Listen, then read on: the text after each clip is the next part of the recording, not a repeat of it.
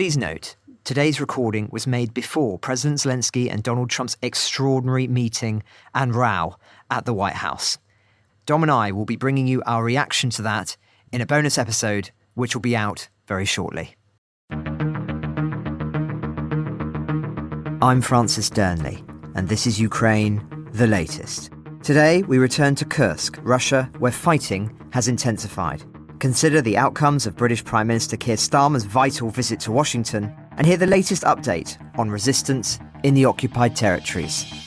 Bravery takes you through the most unimaginable hardships to finally reward you with victory. It's the worst carnage that this world has seen since World War II. Absolutely fascinating. We are with you, not just today or tomorrow, but for 100 years. Nous ne pouvons pas, comme Européens, laisser gagner la Russie en Ukraine. Nobody's going to break us. We're strong. We're Ukrainians. It's Friday, the 28th of February, 3 years and 4 days since the full-scale invasion began. And today I'm joined in London by our Associate Editor for Defence, Dominic Nicholls, Dr. Jade McGlynn of King's College London, dialing in from Kharkiv, and freelance journalist Colin Freeman, who's just returned from his trip to Ukraine. But first, over to Dom for the latest battlefield developments. Well, thanks, Francis. Let's start up in Kursk Oblast. That seems to be quite an active area in the last 24 hours. It looks like Russia has taken back some ground in the west of that salient in the vicinity of Sverdlikovo in Russia. That salient that is jutting out from the main bit of the ground Ukraine is holding in the Kursk region. It's not a lot of ground, but it does seem to have left a pocket of about 10 square kilometres on the western extreme of Ukrainian-held land, cut off from those main forces centred on Sudzha. Now, obviously, this is not good news, but don't forget that this is the border area, so whilst that force may be cut off from Sudzha, it's not cut off from Ukraine proper, so we'll still be able to be resupplied. However, whatever Russian force achieved that small separation might perhaps have kept going and maybe has got across the border, according to some reports. Now, the Deep State Monitoring Group, a reliable source and map for information, has the area just inside Ukraine at that point, around the village of Novenki, as marked as contested. Andrei Kovalenko, the head of Ukraine's Centre for Countering Disinformation, also said earlier today, currently Russian forces are attempting to storm the border in infantry groups without vehicle columns. There has been no breakthrough at the moment. The fighting continues. OK, so we need to keep an eye on that one. Other than that, there was a very small Russian advance just to the north of Velika Novosilka in the Donbass. Across Ukraine, 208 drones were fired across Ukraine last night. The majority did not achieve their aim. I'm not going to talk any further about decoys and real drones, as it's very difficult to tell. And I don't think Ukrainian forces have loads of Ka-band millimetric wave radars. That's a very modern type of detector operating at about the 35 gigahertz level that would be able to tell if a drone was hollow or contained a warhead. So this report of what is a real drone, what was a dummy, I don't think that is very accurate reporting. So I'm not going to do that anymore. Suffice to say, 3 people were killed and at least 20 injured across the country yesterday. Those 3 deaths were in Pokrovsk, Konstantinivka and the village of Torska, all in Donetsk Oblast.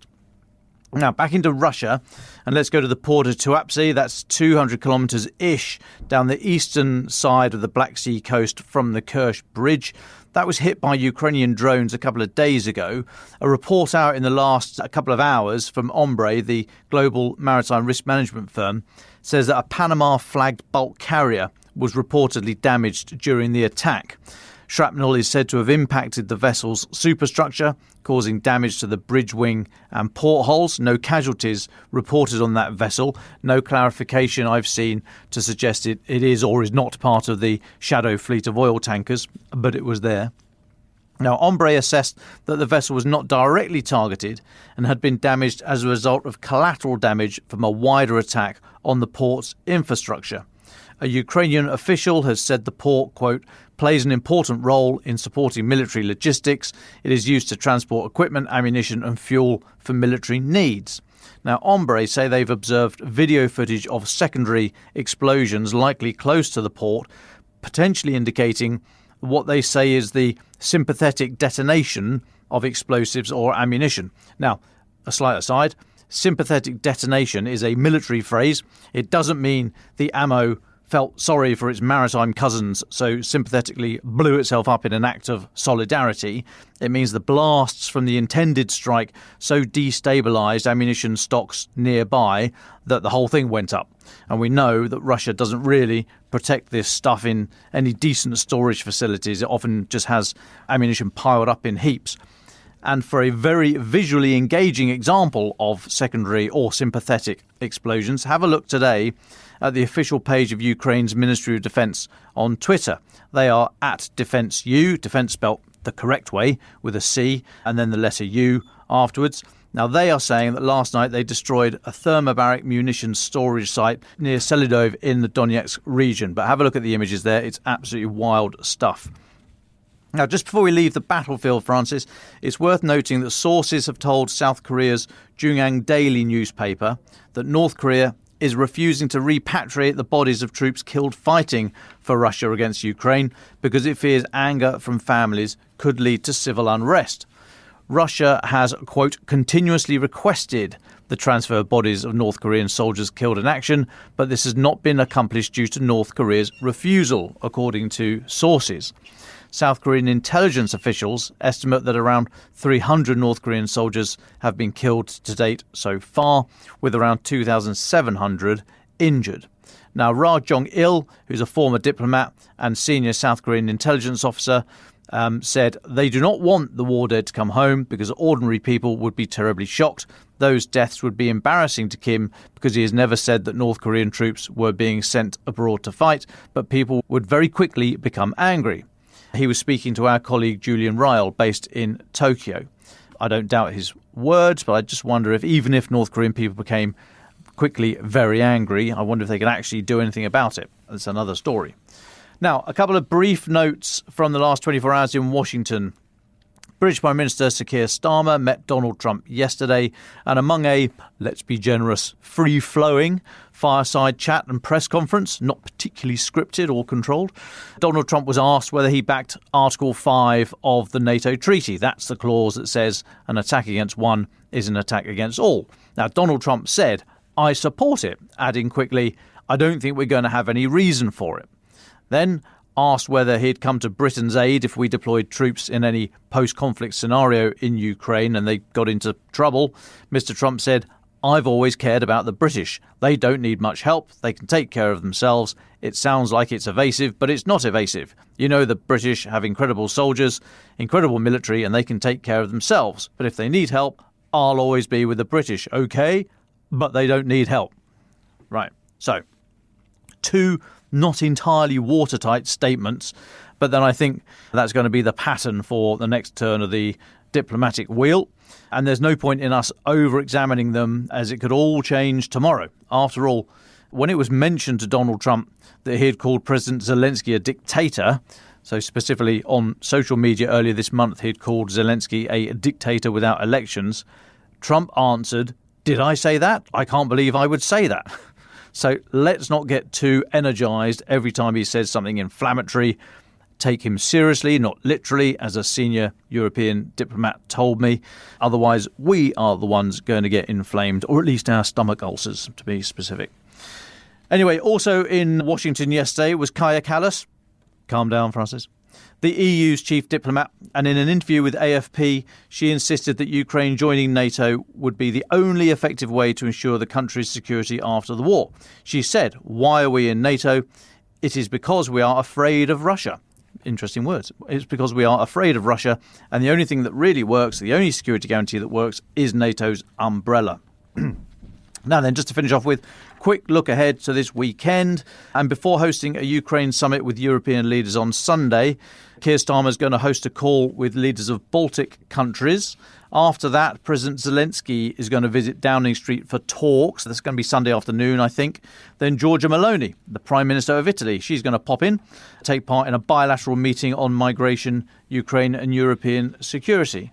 And then on Monday, there's going to be that summit on Ukraine and European security taking place here in London. So it's a big old diplomatic jamboree at the moment.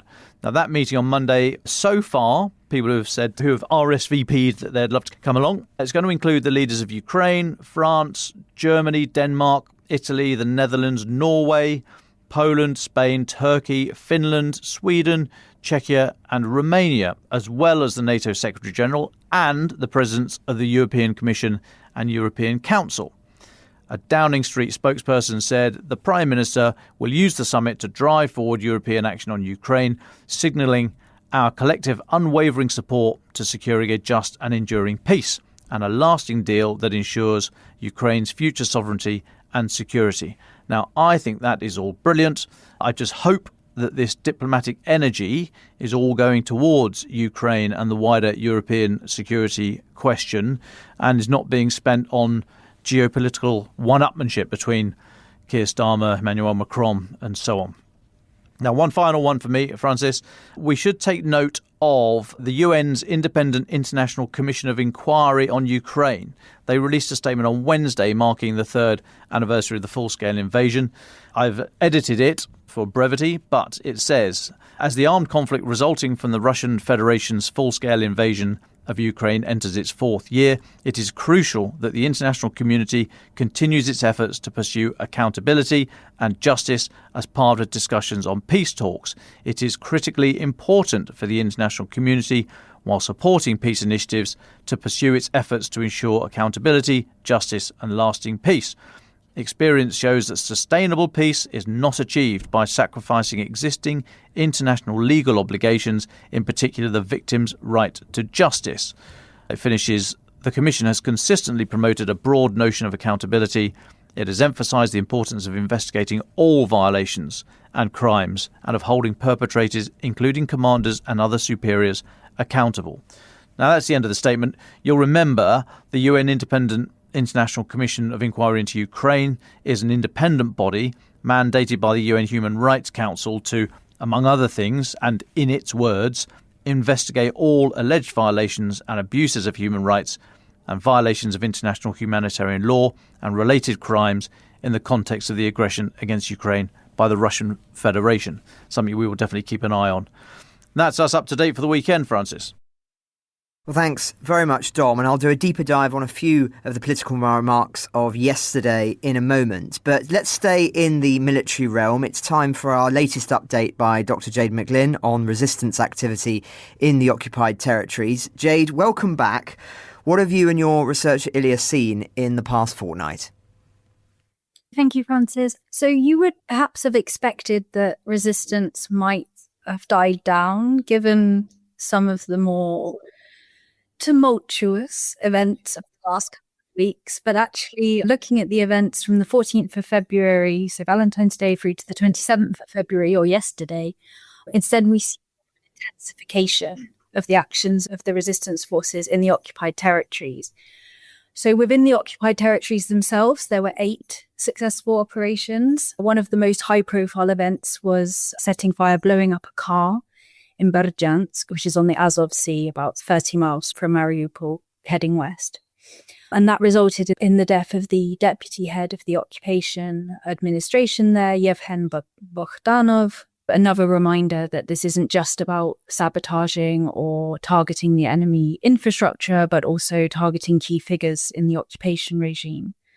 A similar approach was seen as well in Primorsk, which is a town just outside of Berdyansk, also heading west. So if you're heading on to the Topol, where there was a very large explosion in the office of a very well-known collaborator, Roman Podsudevsky, who had been collaborating with the FSB. No types of collaborators are really loved, but perhaps one of the least liked type of collaborators. We have still seen sabotage methods over recent weeks, and in particular, there was an interesting operation by agents of the Atesh movement in Chelyabinsk, and that resulted in the destruction of a vehicle belonging to a Russian Air Force officer at a military airfield. And alongside all of these violent methods of struggle, it's important to note that the non-violent resistance also continues. So on the 26th of February, which was the day of Crimean resistance, activists from the Yellow Ribbon movement raised the flag of Ukraine on the top of Pachelkai, so a mountain in Crimea. There was also on that day a conference that I was fortunate to attend and speak at the Crimea platform, and there were direct addresses from some of the resistance as well, which was interesting and I think quite humbling whilst you sit in a lovely, I mean, admittedly it wasn't a bomb shelter, but it's probably quite lovely compared to some of the places that the resistance have to hide. In addition to that, there were a number of actions, stunts and photos to spread Ukrainian symbols on the 24th of February, which was, of course, the third anniversary of the full-scale invasion. If we go now into the case-by-case analysis, over the 2 weeks, if we start with the first one, so Mariupol, which was the 17th of February, the Mariupol resistance carried out an arson attack on a building in Mariupol that was an important part of the infrastructure used by the occupation forces, so with the aim of disrupting administrative operations and creating further logistical challenges. Photographic and video documentation available. In a second case, also on the 17th, in an undisclosed location, presumably for the safety of the resistance, there is photographic and video documentation available. So it would be possible, I imagine, to geolocate, but this type of operation was sabotage and specifically disabling electronic warfare systems. So Russians have new electronic warfare systems that are good at disabling drones, and the resistance forces in this case managed to successfully disable these new systems and disrupted, of course, the occupiers' defensive capabilities. In the third case, on the 19th of February in the Zaporizhia region, so the occupied part of the Zaporizhia region, there was a targeted assassination carried out in Zaporizhia, which killed a Russian soldier. Whilst photographic and video documentation are available, there is not a great amount of information on the soldier beyond that he was not just an ordinary rank and file soldier, and that he appears to have been involved in crimes against the local population. In the fourth case, in Berdyansk, so again, that's around 30 miles west of Mariupol on the sea, on the coast, used to have some really beautiful beaches, but looking at recent footage, all of the areas for beach pretty destroyed. And in this case, this was the car bombing that I referred to earlier, car bombing of the deputy head of the occupation forces, Yevhen Bogdanov. And this is a very high-profile assassination and demonstrated not only the resistance's commitment, but also their ability, the fact that they're able to eliminate such key administrative figures. And again, photographic and video documentation are available. In the fifth case, we go back to Mariupol, so we go 30 miles back east on the 20th of February to another arson attack on an administrative building. It's not quite clear which of the resistance groups, whether or not this was specifically the Mariupol resistance or one of the many other resistance groups, set fire to an administrative building used by the occupation authorities in Mariupol with the aim of disrupting their ability to conduct certain kind of logistical, local and operations linked to the occupation. Again, photo and video evidence available. In the sixth case, technically this is in Russia, so it's on the 22nd, but concluded it here because it was carried out by the resistance of Ukraine, rather than allies of the resistance of Ukraine inside Russia. So this was also a targeted arson attack in Rostov-on-Don, which is in the Krasnodar region in Russia, so not so very far away from Ukraine. And they set fire to an important warehouse that contained supplies, army supplies. Again, photographic and video documentation available. And then the seventh case was in Primorsk, referenced earlier, so a small town just outside of Berdyansk, in the Melitopol direction, an explosion. So the resistant forces planted an explosive device in the office of a known collaborator in Primorsk, with the action aimed at eliminating and, of course, intimidating other occupation officials. So the psychological effect of that too. We were only able to find one video documentation source, so there's not two, as in some of the other cases, but having seen the footage, it's quite compelling footage, is the way I would put it. And then in the final eighth case on the Donetsk-Mariupol highway, so there aren't many functioning or serviceable roads. The roads aren't great in free Ukraine, so I can't even imagine what they're like in occupied Ukraine, but apparently they're a lot worse, except for those roads that are important to military logistics. And on the 25th of February, so a day after the anniversary, the Mariupol resistance set fire to a large fuel tanker on the Donetsk-Mariupol highway, which of course disrupted not just fuel supplies, because there are huge amounts of fuel supplies heading west through the occupied territories at the moment, but also disrupting logistics, their ability to travel on this quite important to the occupiers' highway. And once again, photographic and video evidence available for this case. And that's where I end, but the resistance continue their jobs, and as very hard as they must be, particularly psychologically right now. And I just want to take a very quick moment to say thank you to all of the people who listen to this particular segment and who keep the resistance in their thoughts. Well, thank you very much, Jade, for your insights there. Just so fascinating as always. One question we had from a listener, listeners are so engaged on this segment.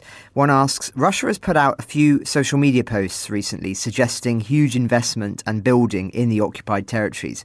Whilst most people understand this is just propaganda, has access to food, healthcare, education, etc., any other services in any way recovered or surpassed pre-full-scale invasion levels?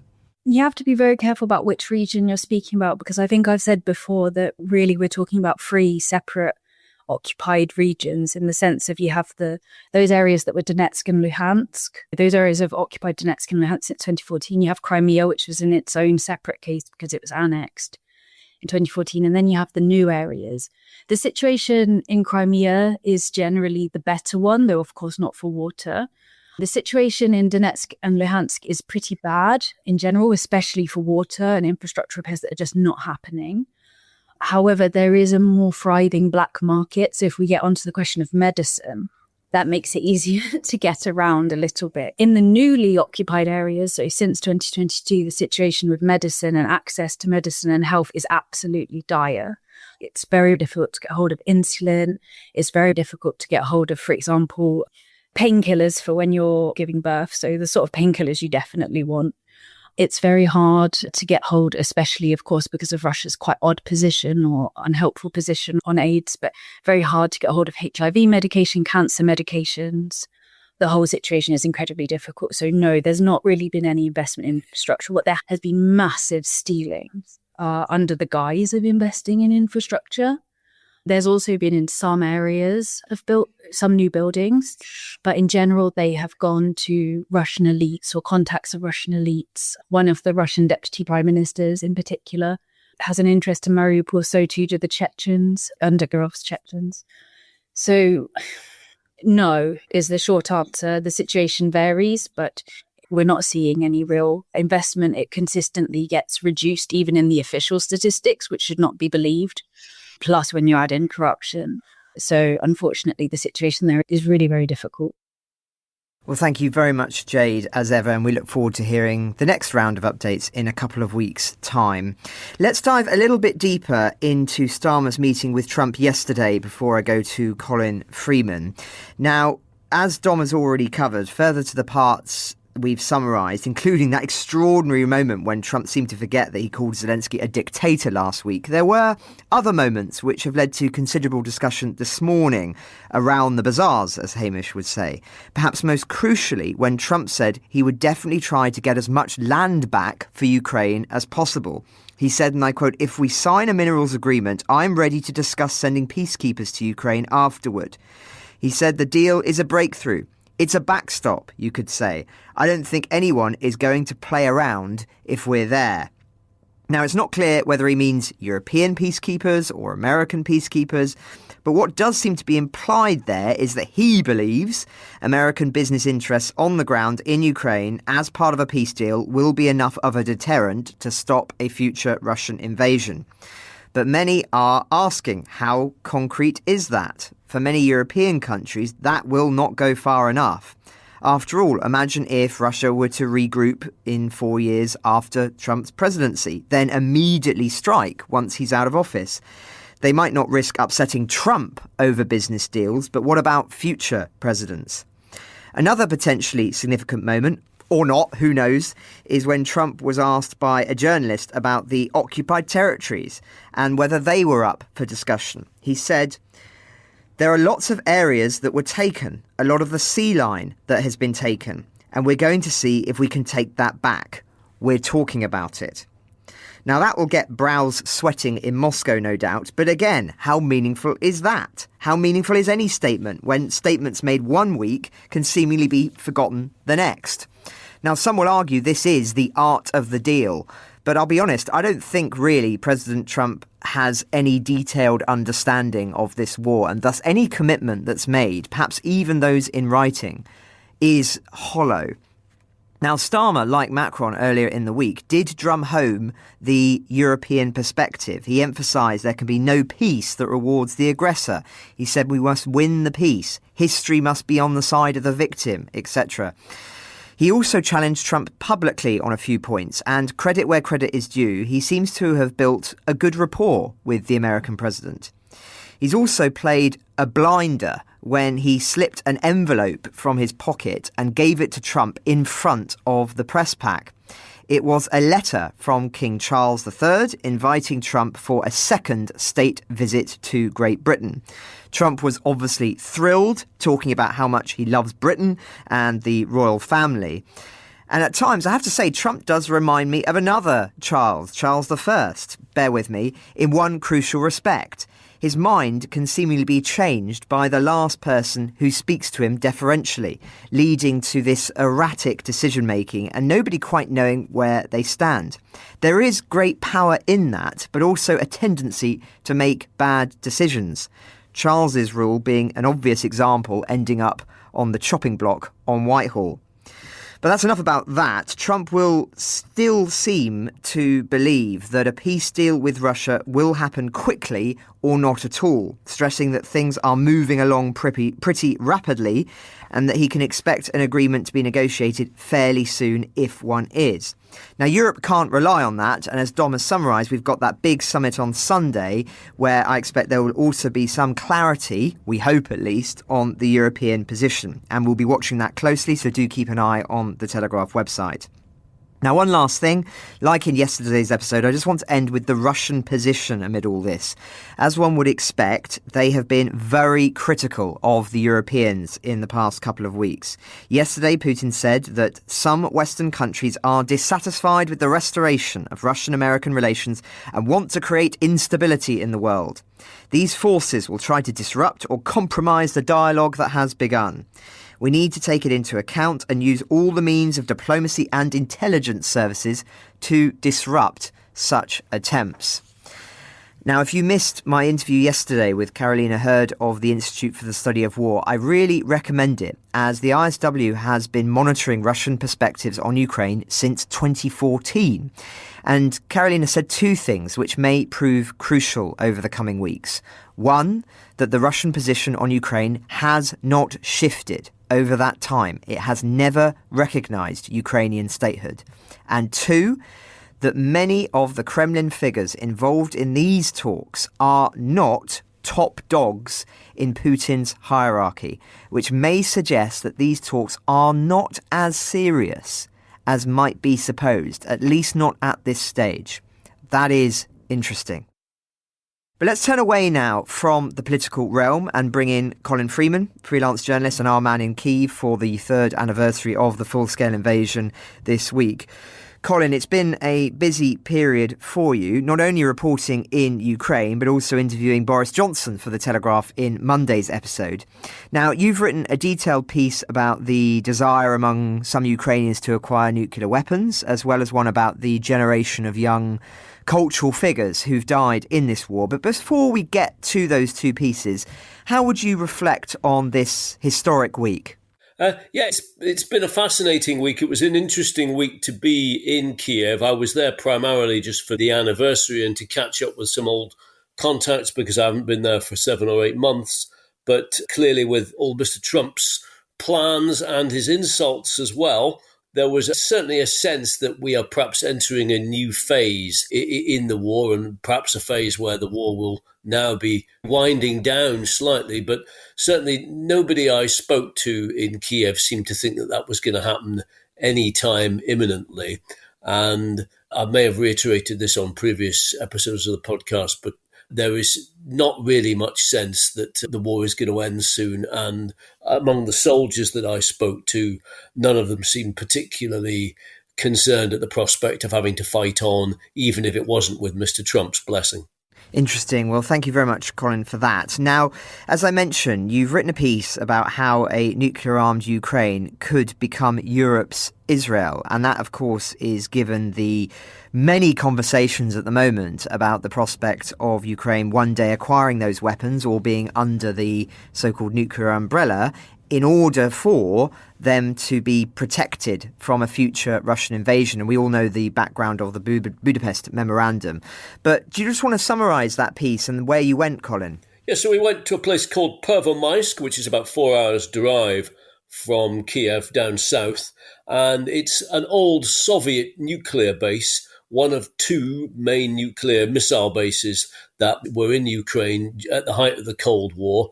And it's formerly a closed town, Pervomaisk, and the base is sometime in the fields outside of town. In the old days, nobody would have known it was there. Even the people probably living there would not have known what its purpose was. But it was built underground, and it was where they had 86 strategic nuclear missiles, all aimed at the US. None of them aimed at Europe, actually, all aimed at Europe. The European ones were actually on Russian soil. And it's now a museum. You can go around it. We had a tour from a guide, and it's quite a sobering experience, definitely. You go into the main command center where the button was, the nuclear button. It's down a lift shaft that takes you, I think, nearly 150 feet down below these fields.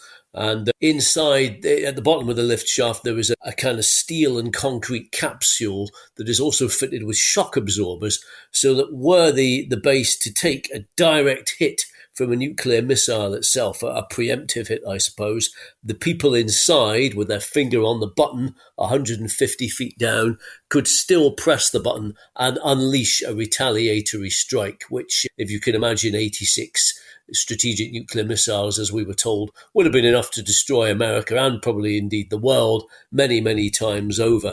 But the guide explained that the people inside the capsule down at the bottom would theoretically have been able to survive for 45 days into an all-out nuclear exchange. They were equipped with a shower and a toilet in the unit and food enough to last for 45 days. There was breathing apparatus and everything else.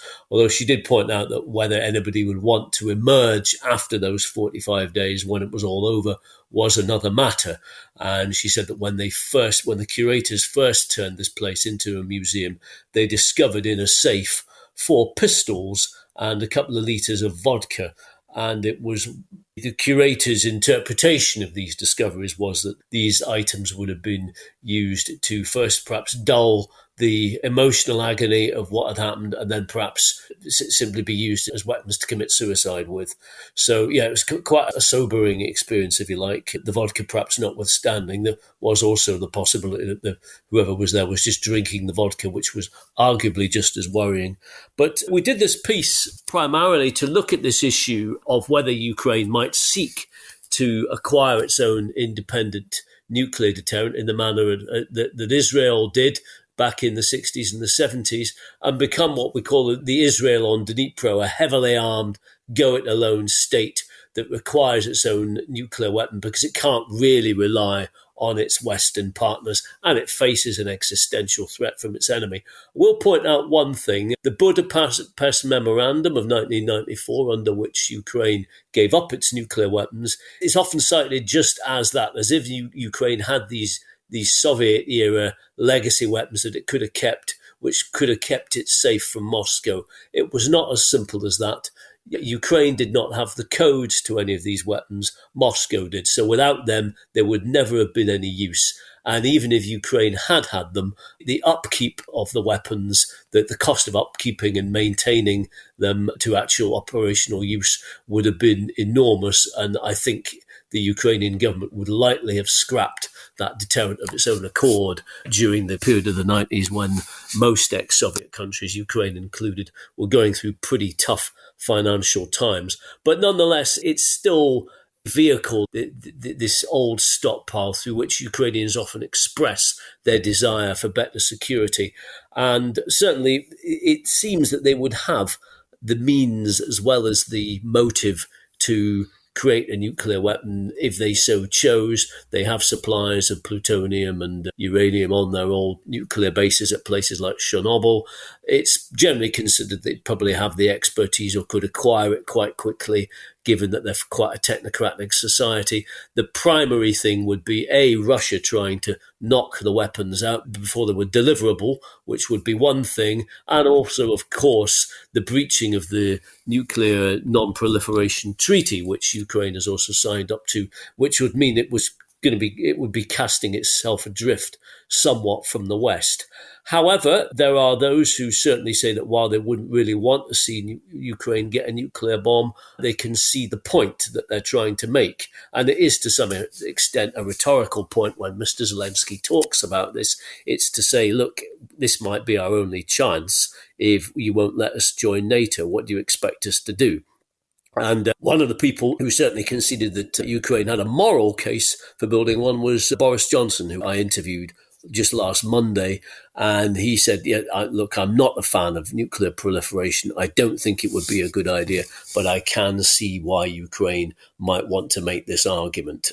And to my mind, he left it slightly open as to whether he thought or whether that it might happen one day, and whether certainly somebody like him might stand in the way if that was Zelensky's intentions. Although other people I spoke to said that if Ukraine ever does build one thing you won't ever hear about is intentions. It will be a presentation of fact. They will not tell anybody about the fact that they're doing it until it's ready to go. Well, thank you very much, Colin. A really interesting piece, which of course we'll link to in the show notes. And I found it especially interesting, the expert you're citing in it, who says that this will be one of the political debates, perhaps, from the right, politically in Ukraine, when there is a peace.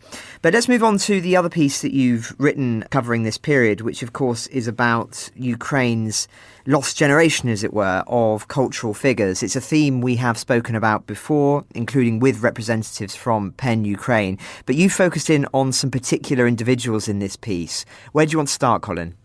Well, yes, I'll just take readers back to the fact that we have done a number of pieces looking at the high cost of the war on society here.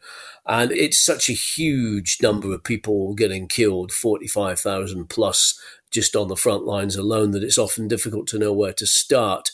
This particular piece, we looked at what you might call the 2014 generation, the people who took part in the anti-Kremlin protests in Kiev and elsewhere that ousted the pro-Kremlin government of the time, and certainly with hindsight was very much a watershed moment in terms of relations between Ukraine and Russia.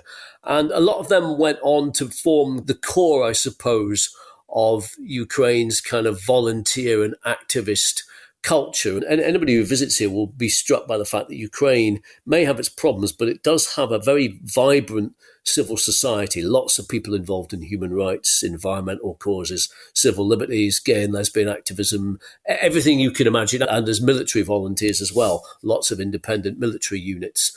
And that is something that's generally stood the country in good stead, but also meant that when the war started in 2022, when the invasion proper started in 2022, many of these people who are generally young and quite patriotic were among the first to sign up to actually fight, and they have paid quite a high price. And the point I make in this article is that while Putin has used the conflict to empty his jails, to solve his jail overcrowding problem, paying convicts to fight. Ukraine is losing a lot of its best and brightest, the people who might be the future leaders, the future Zelenskys one day. And I focused in particularly on the example of a young guy called Roman Ratushny. I apologize if I'm pronouncing his name wrong. He was a young activist in the Maidan in 2014, in the protests then. He was aged just 16, somewhat to his parents' concern. I think he was getting stuck in and became pretty much a leader of the protests, getting beaten up by the police quite a few times. He then went on to become a prominent environmental activist in Ukraine, which in Kiev doesn't just mean gluing yourself to buildings and throwing paint on paintings. It means sometimes taking on quite a corrupt and dangerous nexus of property developers who want to build over all the downtown city parks. And that was what he did. He campaigned to save a downtown city park, getting death threats along the way. So someone who's very energetic, very tireless, not easily intimidated. Then, of course, perhaps inevitably was among the first people to sign up to fight in the war and was killed in June 2022 during fighting. And his funeral was was quite a symbolic moment, I think, in Kiev. Thousands of people turned out for it, including the mayor, Vitaly Klitschko. He was name-checked by Ursula von der Leyen, the European High Command, after his death, as somebody who really epitomized the European values writ large, and what's more, was prepared to die for them. And today his grave in a cemetery in Kiev has become something of a pilgrimage spot. I went up there to take a look at it and expecting maybe to just see some flowers laid there. And there was actually two young teenagers, both 18, who were visiting the grave. I asked them why they were there. They were laying flowers. And they said, we come here and he's looking at his grave, remembering his example, gives us succor, gives us the spirit to fight on, even at this very dark time when they were digesting the news of what Donald Trump had been saying and so on. And it strikes you when you hear people talking like that about young people their own age. There's quite a contrast between those kind of folk you get in Ukraine, these young activists who've led quite active civic lives and who've now paid the ultimate price, and what we often have in the West, which is a lot of younger generation of Generation Z people, or people who could be considered youthful. Often the only time you hear of them in influential roles is as influencers and people like that. And it's very different to see so many young people who are looked up to as real role models. And I spoke to Roman's father. He said, it's dreadful what's happened to my son. Really, the only thing I have left now is the fact that his legacy is that he's changed thousands of people's lives and been an influence on them and made them follow in his footsteps to step into the breach and defend the country and make Ukraine a better place.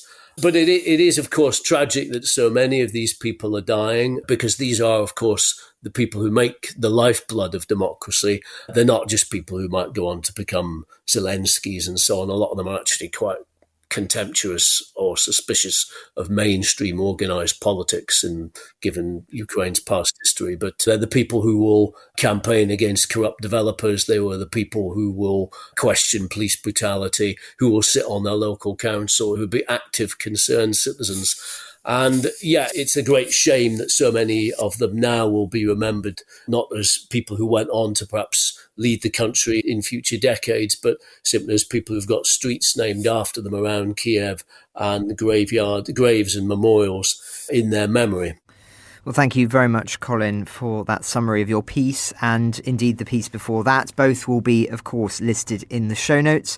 There's also another piece as well that we've done this week to mark the third anniversary. It's by Adrian Blomfield, and it's about Toretsk, the town Russia couldn't take. And that, of course, being that town we've covered many times on the podcast, which has been faced some of the most extensive fighting of the war. So I recommend that piece as well, with some fantastic graphics and videos and images.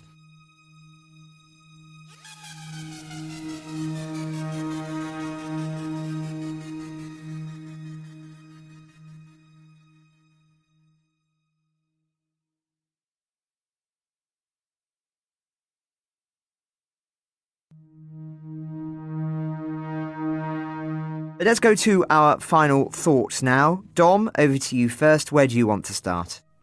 Thanks, Francis. Had an email from Brady in Willits, North Carolina, saying that he'd spent some time in Ukraine and he was hoping to support his former host's brother, who's now 22 and fighting in the Donbass somewhere.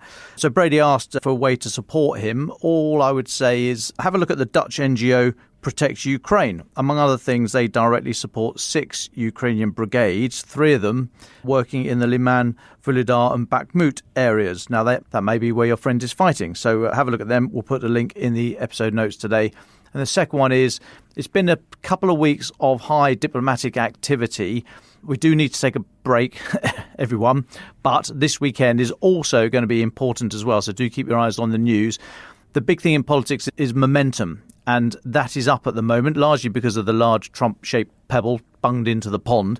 But there's a lot of diplomatic momentum at the moment. The meeting on Sunday, Keir Starmer welcoming President Zelensky back from Washington, and then the summit going into Monday morning. This is going to be very interesting. And if there's any comment at all about the size and shape of any post-conflict force, we need to look out for the signs about, well, is it a peacekeeping force, which is largely toothless, or is it an intervention force, which really can lay down the law if Russia steps over the line? So we need to keep an eye on the politics because there is a lot of momentum at the moment. It will be extremely disappointing, though, if a lot of this is posturing, and we have seen that before. So yeah, I'm expecting clarity, not claret, from this thing on Sunday and Monday. Let's keep our eye on the news, and we'll be back to discuss it, of course, next week.